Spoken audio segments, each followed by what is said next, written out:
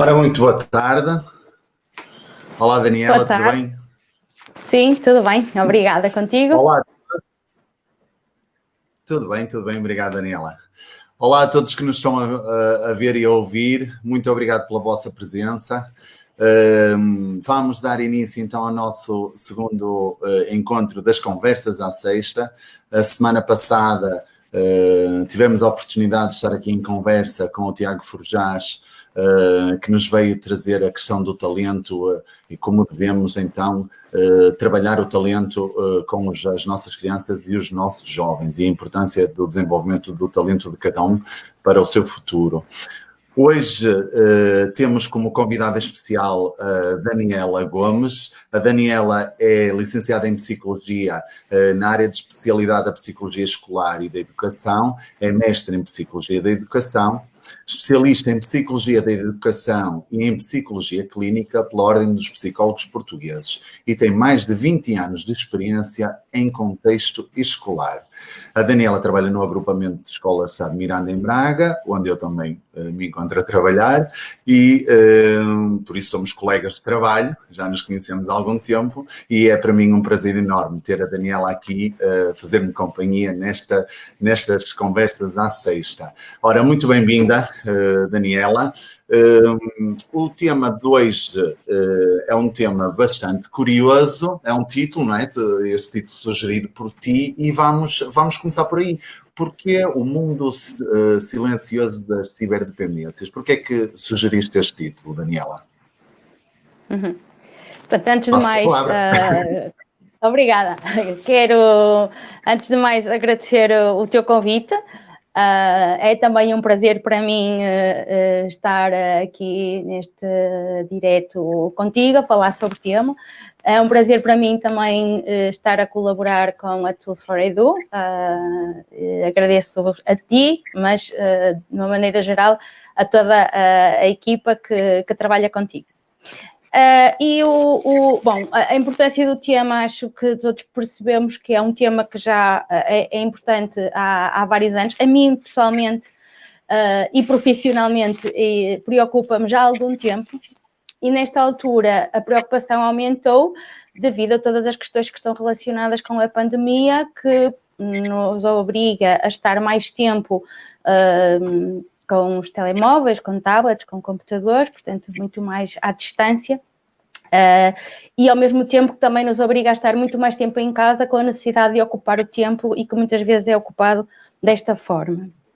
E indo de encontro à pergunta que tu me fizeste, porque é que eu escolhi este tema, porque estamos a falar, quando falamos em ciberdependência, de facto estamos a falar de uma dependência do uso da internet, seja em jogos online, seja em redes sociais. Portanto, estamos a falar de uma dependência que preenche os critérios para o diagnóstico de uma perturbação de adição, exatamente como qualquer outra perturbação de adição, por exemplo, de drogas ou de álcool, com a diferença de esta poder ocorrer de forma muito mais silenciosa.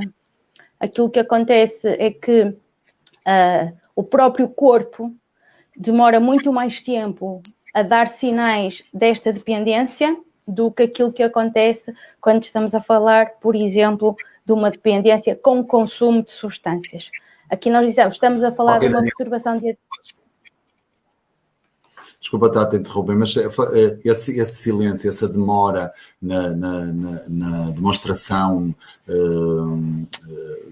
desses efeitos, na prática, como é que nós nos podemos aperceber disso, não é? Esse silêncio resume-se em quê, efetivamente?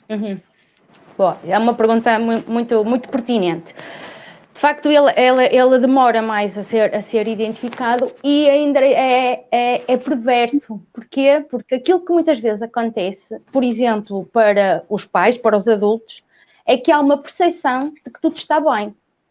Há uma percepção de que a criança ou o jovem é uma criança tranquila, uma criança que não pede muita atenção, que consegue ocupar o seu tempo só, consegue fazer uma série de atividades de lazer em casa que não implica o acompanhamento do adulto e, portanto, há uma percepção pela parte dos pais, pela parte dos educadores, de que a criança, o jovem está bem, está no seu quarto, está seguro. Muitas vezes até incentivam o uso desta tecnologia porque preferem que o jovem esteja em casa do que esteja na rua, porque na rua não controlam e têm o tal medo das dependências e, na verdade, ela pode estar a entrar pela casa dentro sem se estarem a perceber. Como, respondendo à tua questão, se uma criança e um jovem passa muito tempo, de facto, junto no uso destas tecnologias,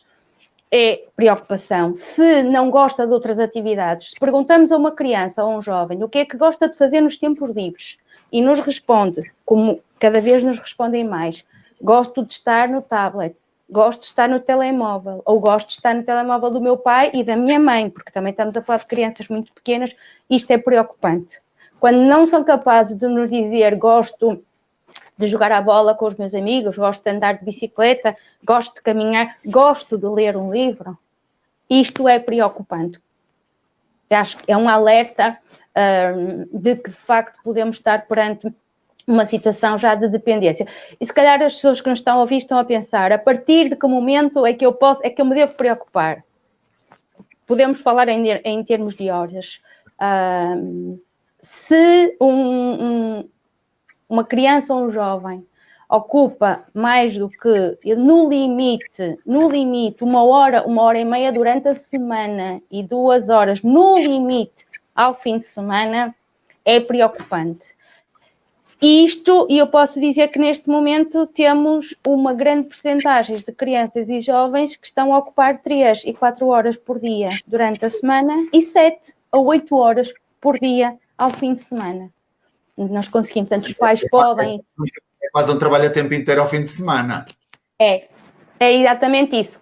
Sendo que o desgaste é muito maior. Portanto, se calhar até nós podemos fazer esse exercício, não é? De pegar no nosso telemóvel e tentarmos ver no nosso registro diário quanto tempo é que nós estamos em atividade online no telemóvel. E vamos ficar surpreendidos.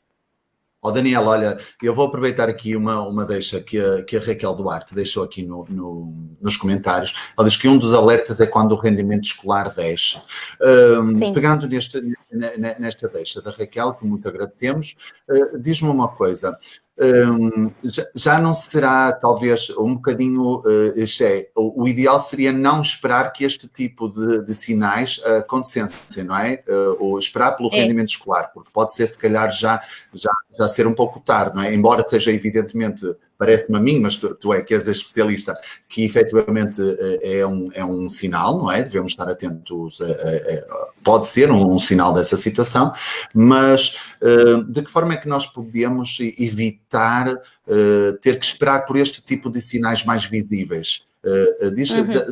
Será que nos poderia dar algumas dicas aos pais que nos estão a ver, aos professores que nos estão a ver, ou como é que nós podemos tentar, de alguma forma, ajudar estes jovens, estas crianças, não é? Percebendo que eles já estão a passar por essa fase. Exatamente. Pronto, antes de mais, um beijinho para a Raquel, obrigada pela participação e pela questão que de facto é muito pertinente, embora, idealmente, devêssemos identificar de forma mais precoce. Mas nós que trabalhamos na escola há algum tempo, sabemos que muitas vezes os pais, com tantas preocupações diárias, de facto sentem uma preocupação mais real quando as notas dos filhos baixam. E, de facto, este é um sinal de que alguma coisa não está bem. E, por exemplo, se estivermos a pensar em crianças mais jovens, em idade pré-escolar ou no início do primeiro ciclo, a preocupação começa quando a criança tem baixo rendimento, mas, por exemplo, muitas das vezes, quando a criança não fala. Quando a criança tem muitas dificuldades na linguagem. E porquê? Porque este uso excessivo das novas tecnologias influencia largamente o desenvolvimento da linguagem. Portanto, a criança aprende a falar por imitação de modelos.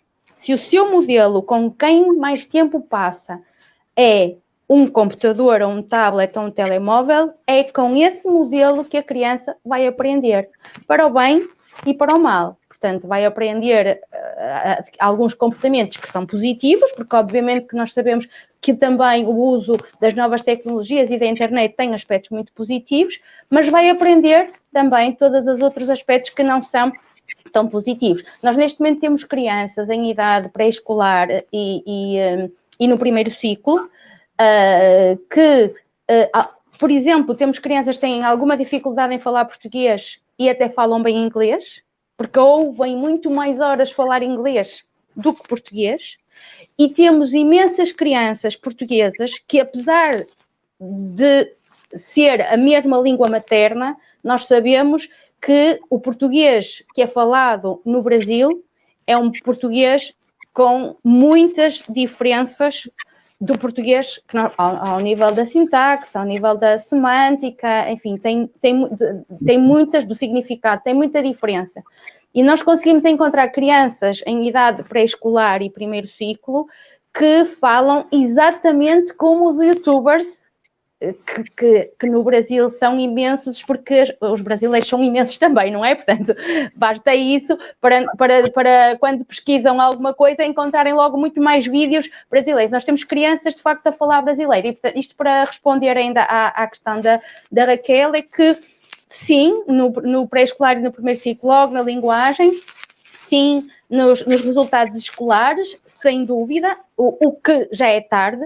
E neste momento, eu, enquanto psicóloga, também posso dizer que têm surgido até mim, especialmente jovens, tristes, com sinais de estados depressivos, e a investigação mostra-nos que, de facto, as crianças e os jovens que apresentam uma perturbação de adição sem consumo de substâncias, que é o caso da adição à internet e aos jogos online, têm uma percentagem de comorbidade, ou seja, de desenvolver em paralelo outras perturbações mentais, como a ansiedade, a depressão e a perturbação hiperativa com déficit de atenção. E neste momento, de facto, já tenho jovens a surgir aparentemente como sendo essa a problemática, e quando nós vamos desconstruir, percebemos que parecem sinais desta problemática, mas o que está a originar tudo isto é a dependência, o excesso de exposição à internet. Muito bem, Daniela. Eu só te queria perguntar, então, no seguimento da nossa conversa, que efeitos, então, negativos tem, para além daqueles que já foram enumerados, que outros efeitos negativos é que tem esta dependência dos telemóveis, dos jogos, do que seja da nova tecnologia, no lado negativo, obviamente, como tu disseste muito bem, a tecnologia está aqui para nos facilitar a vida, nem tudo é negativo, também tem muitos aspectos positivos, obviamente, mas o problema é como em tudo na vida, o que é demais é exagero, não é? E então, quando entramos pelo exagero, obviamente que isto só pode trazer aspectos negativos. Então, que outros efeitos negativos tem então esta dependência? Sim. Ora, teríamos muito para falar em relação aqui, porque os aspectos negativos são aspectos, eu diria, com uma visibilidade direta, e aspectos mais camuflados, menos visíveis, que têm a ver com a questão psicológica. Um aspecto visível imediatamente é o cansaço. Nós temos jovens a dormir pouco, e a dormir pouco porque perdem a noção do número de horas que estão em jogos, em redes sociais. Eu vou usar a internet para abarcar, sempre que eu usar isto é para abarcar os jogos, as redes sociais, outro tipo de aplicações, ok? Pronto. Então, nós temos crianças e jovens que estão extremamente cansados porque estão a usar a internet. Isto porquê? Porque nós sabemos que por trás da internet existe todo um mundo cujo trabalho, de facto, é provocar esta dependência. E, portanto, as cores que estão a ser usadas, os flashes de luz, as notificações, tudo isto tem como objetivo manter a criança e o jovem fixa, criar esta tal dependência. Portanto, não se apercebe e, de repente, pensou que estava há 10 minutos na internet e está há 2 horas. Isto provoca um cansaço enorme. Nós vemos cada vez mais crianças com olheiras. Estas olheiras têm a ver com isso. E ainda mais, é que o uso da internet provoca esta tarefa, vamos lhe dizer assim, por comparação com uma tarefa como, por exemplo, ler, tem 7 vezes mais potencial de cansaço. Isto por vários fatores, mas posso dar só um exemplo, que é, cada vez que é feita uma notificação, o nosso cérebro tem que fazer uma espécie de reset, e agora vou para esta notificação. Eu aproveitava aqui para dizer que isto vai de encontro àquilo que agora já se fala em relação às multitask. Durante algum tempo achou-se que as pessoas que faziam múltiplas tarefas em simultâneo, que de facto tinham maior produtividade. E agora já temos vários estudos mais recentes que mostram exatamente o contrário, que não. Até porque o tempo que demora a passar de uma tarefa para a outra obriga a que para iniciar a tarefa seguinte haja um início do processo de atenção e concentração e de interiorização de regras para iniciar aquela tarefa. Quando termina e passa para a outra, volta a acontecer o mesmo. Ora, nós estamos. Então, o jovem recebe uma notificação de uma determinada rede social e começa a dar atenção a esta, e depois recebe a notificação de outra, e salta e começa para aquela, e depois de outra. Portanto, o cansaço que isto provoca é muito superior àquele que é provocado por qualquer outra tarefa. Depois temos a questão da alimentação.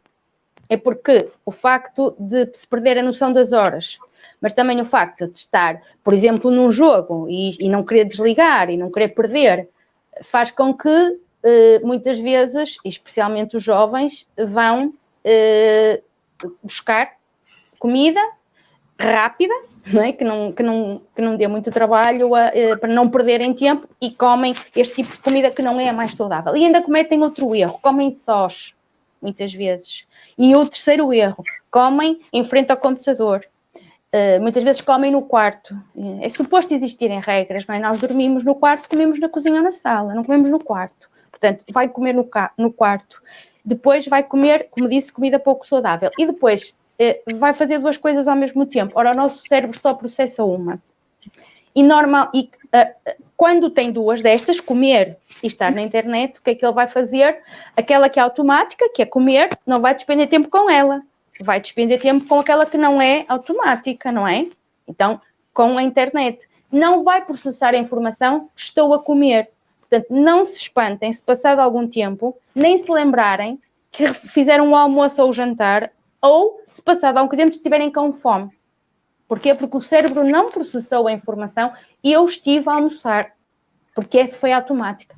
Estava a processar a informação do jogo ou da rede social e, portanto, vai ter fome novamente, não consegue processar as 2 coisas ao mesmo tempo. E não sei se ainda posso dizer mais alguma. Sim, estás à vontade, Daniel. Não, tudo bem. Depois, eu ia falar também da questão mais psicológica. Diz, Joaquim, diz. Não, porque realmente a questão do cansaço acho que é bastante problemática, não é? Porque o cansaço depois afeta em toda a vivência diária do jovem e da criança, não é? Seja no seu rendimento escolar, seja na relação com os outros. Não é? Quantos de nós, professores e pessoas que trabalham em ambiente escolar, dizem que às vezes vemos jovens encostados a um canto porque estão cansados, estão a dormir, nem sequer se chegam para os outros. Acho que realmente é um fator daqueles que mais se nota hoje em dia, não é? O cansaço, e que depois tem imensas repercussões negativas.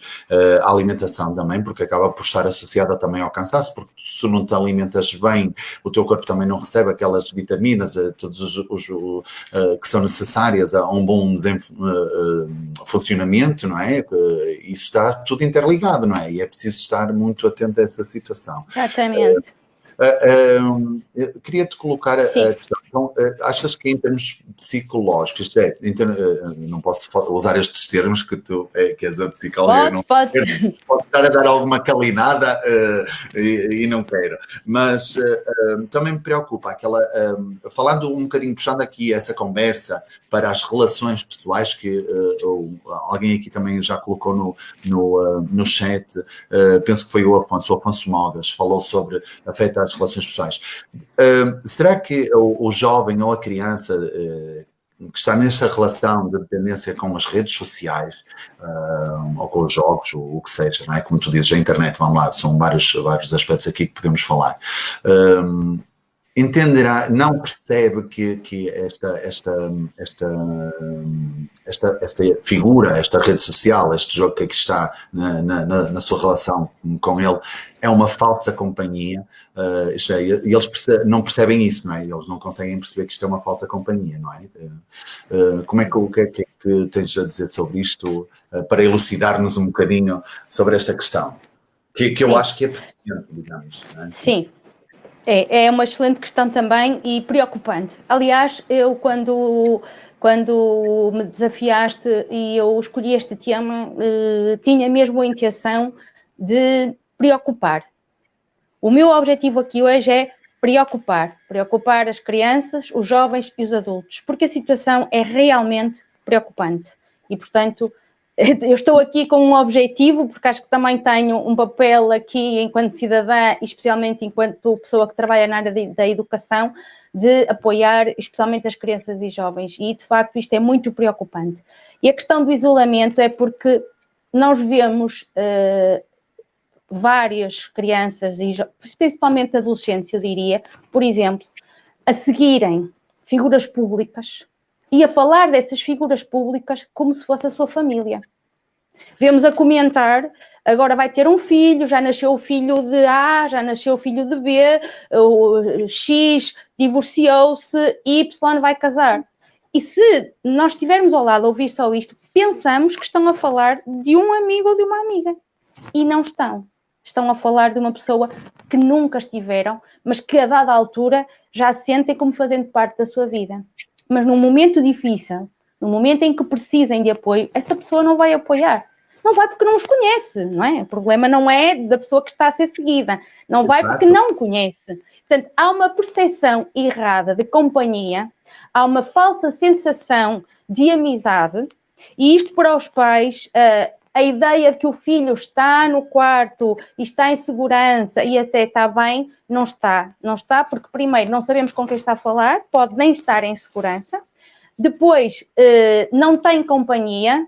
Eu já falei isto algumas vezes com outras pessoas, que é, se nós hoje dissermos a um jovem, e vamos imaginar este cenário, de repente ficamos sem luz, sem telemóveis, sem telefone fixo, sem internet, sem nada. Pronto, ficamos sem isto. Como é que, eu perguntava aos jovens que nos estão a seguir, como é que eles fazem para se encontrarem uns aos outros? Eles não têm um sítio onde se encontram, eles encontram-se na internet. Portanto, eles não têm um parque, um jardim, um café, uma pastelaria, onde, na eventualidade de acontecer uma coisa destas, possam encontrar-se. Não, porque eles encontram-se na internet. Depois temos outra questão que tem a ver, por exemplo, com... Nós sabemos que existe uma diferença entre a fantasia e a realidade. E existem algumas coisas nas redes sociais que são fantasia.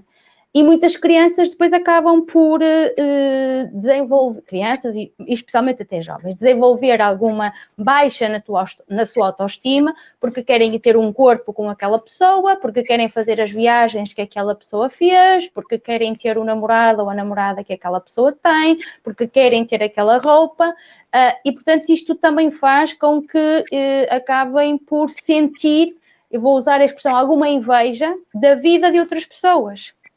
Que às vezes não sabemos se é exatamente assim, não é? Claro. E influencia negativamente também e psicologicamente, obviamente. E depois, as relações sociais. Não são aqui trabalhadas as questões das emoções, a expressão de emoções, a expressão de sentimentos, a expressão de pensamentos. É muito difícil, é cada vez mais difícil nós conseguirmos que uma criança, que um jovem nos diga o que é que está a sentir.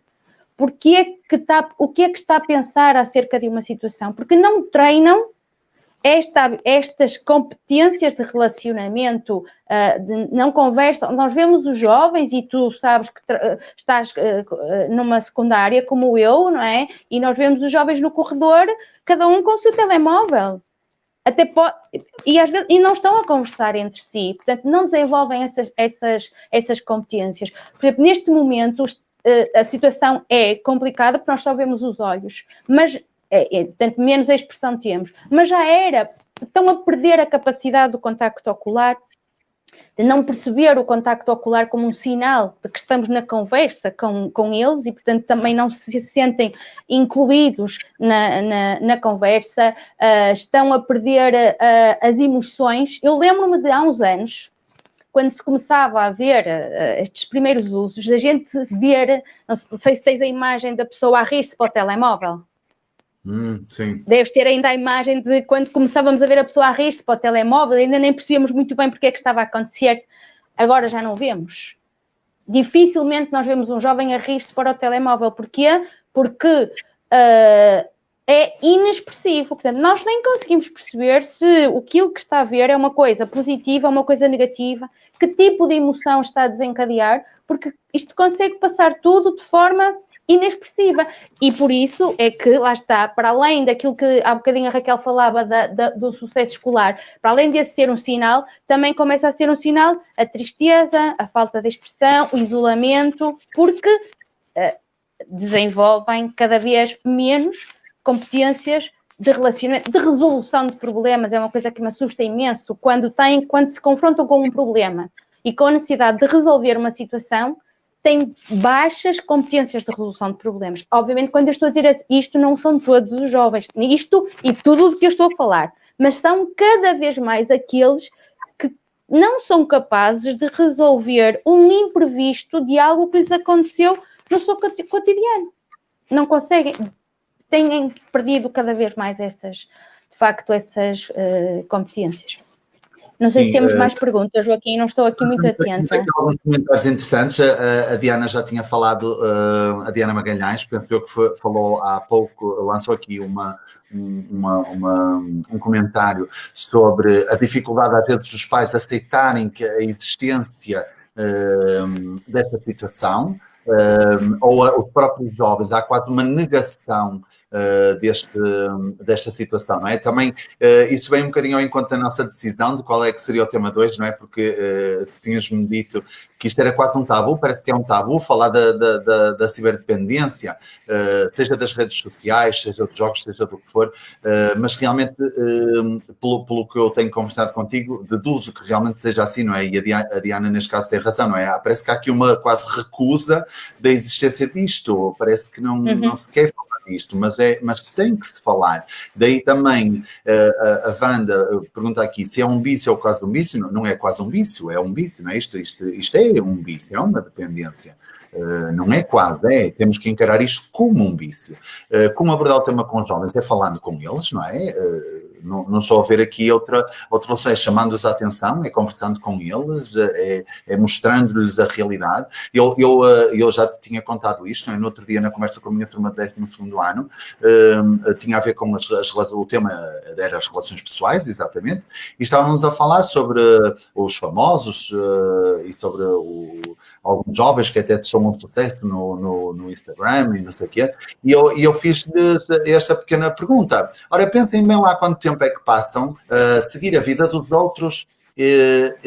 Pensem lá um bocadinho, quanto tempo é que vocês passam durante uma semana a seguir o Instagram dos outros, porque são isto, porque são aquilo, etc. E eles lá me foram respondendo, não é? E eu disse, agora, pensem lá, em vez de estarem esse tempo todo a falar, a seguir os outros, o que é que vocês fizeram pela vossa própria vida, para conseguirem atingir os vossos objetivos? Nada. Então quer dizer que vocês andam a perder tempo a seguir outros, que ninguém lhes tira o mérito, não é isso, ok? Mas vocês não estão a fazer nada por vocês. Quer dizer, há aqui um série de tempo que vocês foi gasto em nada, não é? De útil para vocês.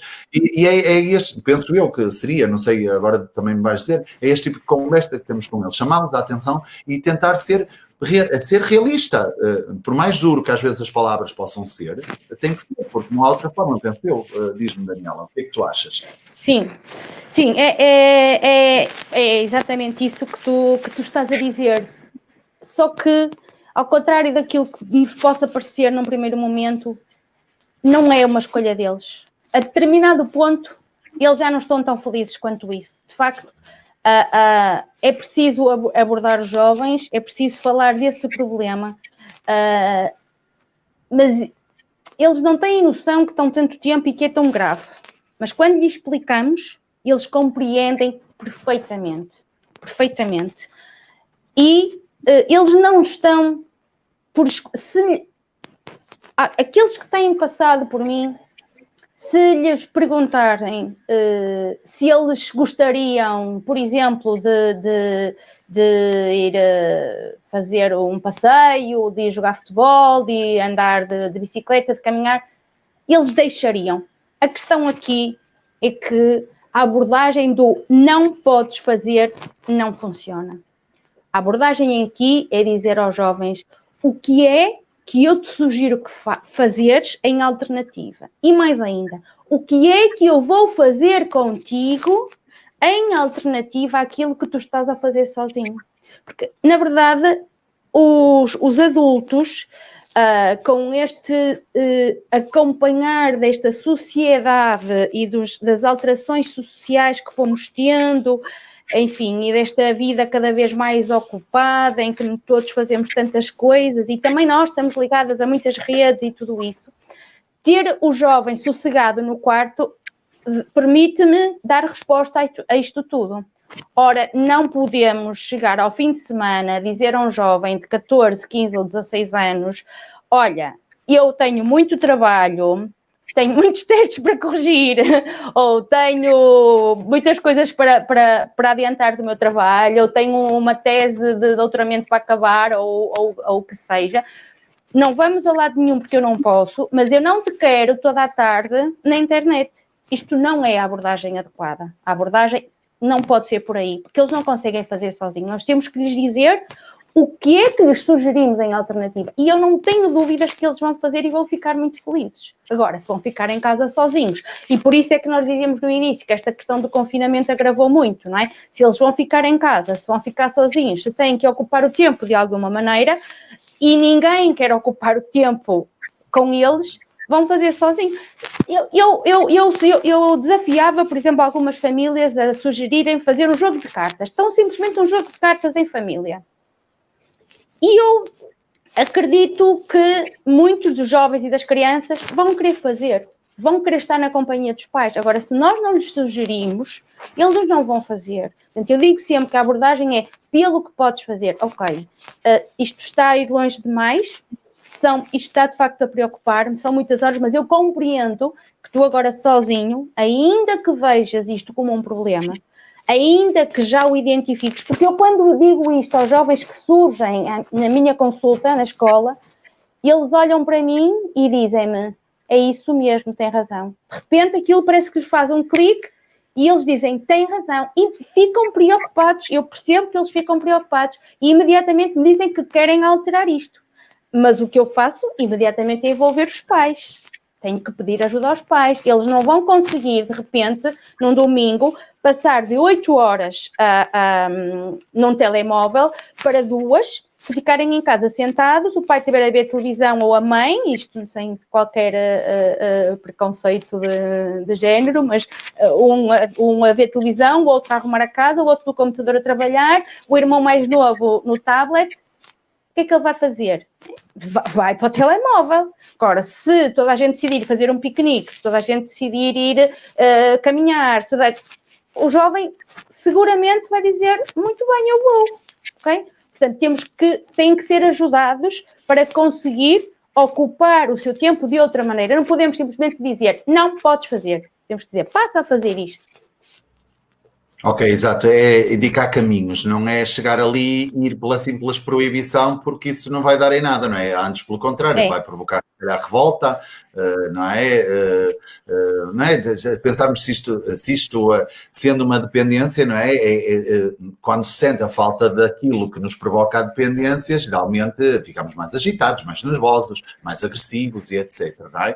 Por isso aqui não se pode tirar e simplesmente tirar, não é agora senta-te aí e não podes estar o dia todo sem o telemóvel. Não, é dizer, senta-te aí, mas faz isto, faz aquilo, faz aquilo outro, anda aqui, faz isto comigo, não é? É isso. Fazemos juntos, exatamente, fazemos juntos isso. Olha, vamos arrumar a casa todos juntos, é mais rápido assim, dar uma volta, por exemplo. Excelente exemplo. Excelente exemplo, Joaquim. Vamos cozinhar, vem fazer o jantar comigo. Exato, por exemplo, não é? É isso mesmo. É isso mesmo. Ia dizer assim, o meu filho não sabe fazer isto, o meu filho não sabe fazer aquilo. Mas também, se calhar, não estou aqui para criticar ninguém, obviamente, mas se calhar uma sugestão seria, em vez de o meu filho não me ajuda, é assim, olha, vou começar a dizer, olha, anda aqui, faz isto comigo, ou, não é? Mas numa de relação familiar não é de imposição nem nada. Talvez esteja, não sei, Daniela. Estou só aqui a lançar. Sim, não, é exatamente isto. Agora, isto implica disponibilidade da parte dos pais. Mas temos que assumir isto com clareza. Não, os adultos, não estou a dizer os pais, os adultos não podem pedir mudanças de um comportamento em relação ao qual são muito responsáveis. E, portanto, se são responsáveis, têm que fazer alguma coisa por eles. E é isso que tu estás a dizer, é fazer um bolo com um filho ou filha, o que for, é fazer o jantar, é distribuir tarefas, mostrar-lhe fotografias, falar da sua vida, Joaquim. Falar da sua vida. O que é que fazia quando tinha a idade dele? Como é que brincava? Como é que conheceu a mãe? Em que ano conheceu a mãe? Como é que a conheceu? Onde é que estavam? Como é que quanto tempo namoravam? O que faziam quando namoravam? Como é que foi o dia do casamento? Se chovia, se dava sol, se estavam muito felizes? A maior parte dos jovens não sabe isto. Não sabe a história de vida do pai e da mãe. Um álbum de fotografias, não é? Acho que era extremamente interessante. Não é? Exatamente. Formular objetivos com eles. Diz. Exato. Eu ainda, neste caso, também, daqui dos meus apontamentos, das conversas que fomos tendo, sobre estas conversas à sexta, acho que falamos de quase tudo o que nos tínhamos proposto de falar e que tu tinhas te proposto de falar, mas ainda não se tocou aqui já foste aí à multitask, mas a neuroplasticidade falta aqui, não é? Perceber qual é a diferença, porque nós estamos aqui a falar de várias coisas relacionadas com a internet, não é? E nós sabemos que há uma coisa diferente, é estar a gastar muito tempo ou a perder muito tempo a consultar redes sociais, o Facebook, e uma coisa é, por exemplo, às vezes estar a jogar um jogo que exige alguma estratégia, alguma capacidade intelectual diferente. São coisas diferentes, não é? Estar a seguir uma rede social e só passar o dedinho, fazer o tal scroll para cima e para baixo, para ver fotos, né? É uma coisa. Estar a jogar, por exemplo, até há jogos online que até são em equipa, exigem diálogo e discussão entre os diferentes colegas, não é? São coisas diferentes. Há algum benefício nisto de andar com o dedinho só a passar, não é? Eu vou passar aqui a imagem a ver se consigo ver, não é? Que a gente fala assim, de passar o dedinho, não é? Passar o dedinho. Isto tem algum benefício? Pois, talvez só na psicomotricidade. Pois, eu ia ser um bocadinho irónica dizendo que só mesmo ao nível da motricidade fina. Deixa-me só, há pouquinho, quando falamos na questão do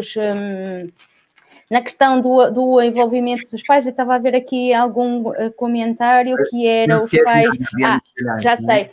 Eu queria vi aí em algum sítio dizer que, obviamente, que para além de tudo isto, se os pais são um mau exemplo, então aí vai ser ainda mais difícil de alterar, não é? É óbvio, alguém escreveu isso e eu concordo inteiramente que se os pais também estão eles nas tecnologias, então isto faz parte do cotidiano da família e então aí sim, nem o jovem vai perceber o problema que é, nem o adulto. Em relação ao que disseste que tem a ver com, sim, o desenvolvimento neuronal e a neuroplasticidade, é que nós sabemos hoje que o nosso cérebro tem potencial de desenvolvimento até à morte. Durante algum tempo achava-se que as células iam degenerando e, portanto, não se produziam novas sinapses, digamos assim, novas conexões que permitam melhorar, aumentar as capacidades, e agora sabemos que sim. Agora, isto é como um músculo, desenvolve-se se for treinado. Portanto, se nós não treinarmos o músculo, sabemos isso, ele não vai aumentar. Aqui é igual, se nós não treinarmos o cérebro para o desenvolvimento de no desenvolvimento de determinadas áreas do cérebro, elas não vão desenvolver. E se é verdade que nós temos potencial de desenvolvimento, e por isso chama a neuroplasticidade até à morte, também é verdade que nos anos mais novos é quando nós desenvolvemos muito mais.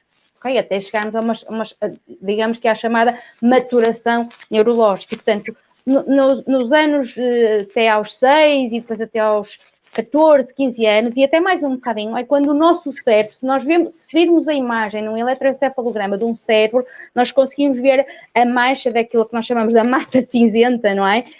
Muito menor, e depois vai sendo cada vez maior. Porquê? Porque são as áreas do cérebro que já estão amadurecidas, digamos assim, e passíveis de ser usadas.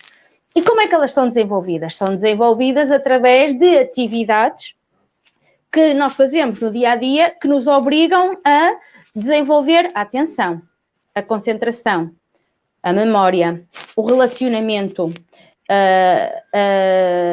a consequência, a relação causa-consequência, a tentativa e erro. É assim que ela vai ser desenvolvida. Ora, quando nós estamos, como tu fizeste e muito bem, com um tablet, um telemóvel na mão, e o movimento que fazemos é este, a única coisa que nós estamos a desenvolver ali é, eventualmente, se estivermos a ouvir alguma coisa no YouTube, por exemplo, ou um TikTok, ou o que seja, estamos a eventualmente desenvolver alguma capacidade ao nível da linguagem. E como eu disse há um bocadinho, dependendo qual é a língua de origem que estamos a ouvir, porque isto pode ainda complicar. Porque ao nível do desenvolvimento neurológico, sim, estamos a desenvolver muito se estivermos online a fazer um jogo de estratégia. Por exemplo, se estivermos a jogar póquer, tirando a questão do vício, não é? Ou da dependência, se estivermos a jogar póquer, isto obriga-nos a pensar, a concentrar, a perceber a estratégia, não é? A jogada, isto sim. Agora, a simples exposição a um telemóvel e, por exemplo, a uma rede social, que são horas, e o simples movimento que tu fizeste de deixa ver o que tem este no Instagram e andar assim, em termos de desenvolvimento neurológico, não vai trazer absolutamente nada. Portanto, não é de surpreender que se pegarmos numa criança que faça jogos, que faça pinturas, que jogue cartas, que jogue dominó, que seja online, seja da forma mais tradicional, o desenvolvimento neurológico dela seja muito diferente do desenvolvimento neurológico de uma criança que desde 1 ano lhe foi colocado um tablet à frente e colocado o YouTube, e ela vê vídeos no YouTube em japonês, em coreano, certo? Em russo, que não consegue compreender sequer, está simplesmente... O que é que a faz estar ali fixa? São os movimentos, a cor que os bonecos têm, o movimento, o ruído, é tudo aquilo que faz a criança estar atenta. Basta nós fazermos uma coisa, colocarmos uma criança em casa em frente à televisão, ela vai despertar e ficar mais atenta onde? No intervalo, quando passa a publicidade, porque ela está sempre a mudar. Pronto. Agora, em termos de desenvolvimento, não existem ligações das sinapses que são muito dependentes dos estímulos externos. Aqui não existem. Portanto, se formos um bebê em frente a um tablet a ver YouTube, ora lá estamos aqui a prejudicar ao nível da linguagem, da atenção, da concentração, da memória, enfim, várias áreas cognitivas. Muito bem, olha, obrigado, Daniela. Eu acho que nós já extrapolámos o nosso tempo para estas conversas, mas eu penso que focámos todos os pontos que queríamos focar aqui hoje.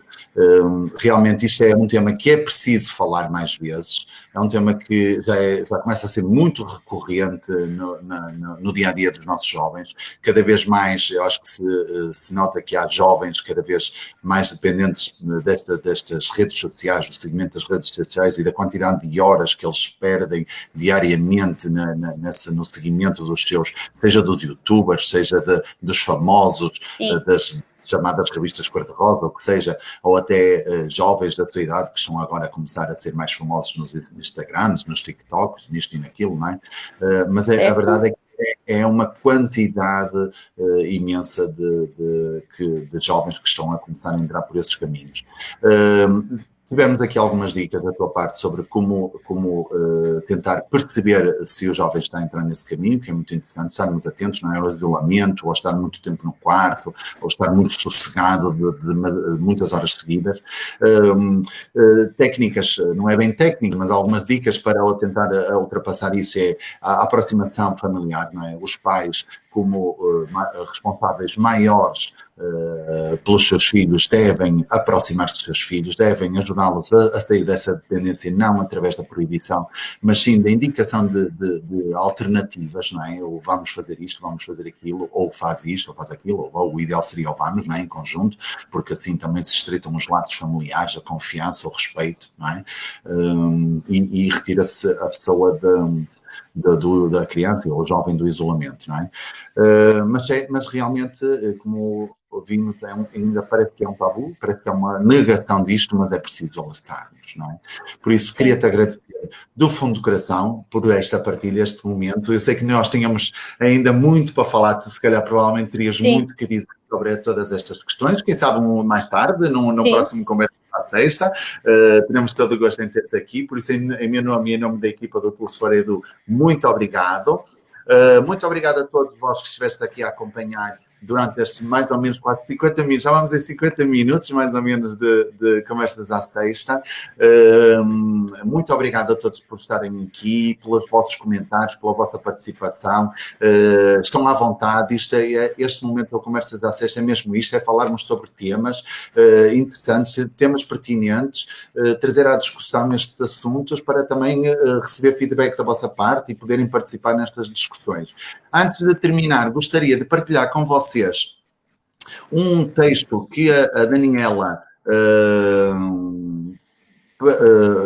teve a generosidade de partilhar com o nosso projeto e que foi publicado no blog do projeto Tools for Edu. Segue o link, espero que esteja a funcionar. Se não conseguirem, se não funcionar, digam-me que eu tentarei colocá-lo novamente aí, em que a Daniela escreveu um texto sobre saúde psicológica nas escolas em tempos de pandemia, sugestões para professores e educadores, mas também, obviamente, se calhar para pais também, não é Daniela? Não claro. Só para professores. É um texto muito interessante, vale a pena a leitura deste texto escrito pela Daniela, por isso já tenho uma leitura, uma sugestão de fim de semana, e espero, vão ver que vão gostar. Daniela, mais uma vez, obrigado por tudo, obrigado por este momento e quem sabe até uma próxima, ok? Sim. Daniela, eu é que agradeço. Sim, agradeço o teu convite, agradeço a participação de todas as pessoas, algumas que eu conheço pessoalmente e agradeço também por acompanharem nestas coisas. E pronto, sim, claro que sim, estarei disponível. Foi um gosto muito grande e eu gostaria de terminar usando uma frase de um colega muito conhecido, que é o professor Daniel Sampaio, de um livro escrito por ele há muitos, muitos anos, que se chama Inventem-se Novos Pais, e onde ele diz, a dada altura, nunca procure um psicólogo para o seu filho sem antes passar uma noite inteira a conversar com ele. E eu acho que, de facto, isto é importante. Até pedir ajuda, primeiro dedicar-se, tá? Obrigada, bom fim de semana a todos. Muito obrigado a todos. Até à próxima. Tchau. Deus, obrigada.